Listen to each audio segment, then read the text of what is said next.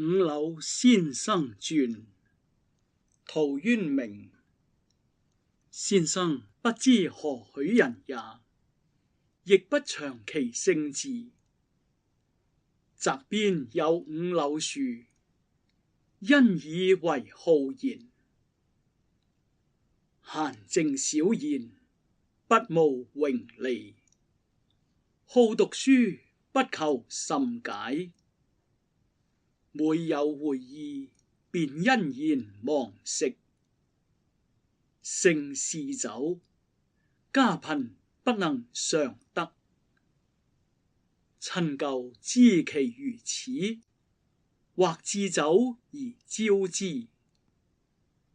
粗飲接盡，其在必醉。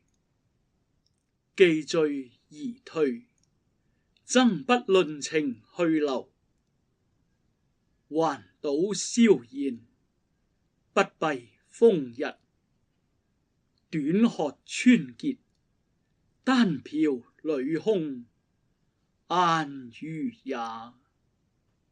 常著文章自娛，頗是己志。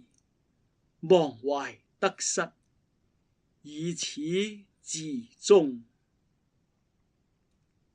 讚曰：黔驢之妻有言，不戚戚於貧賤，不汲汲於富貴。極其言，之曰人之囚苦。含相賦詩，以樂其志。無懷士之文與，割天士之文與。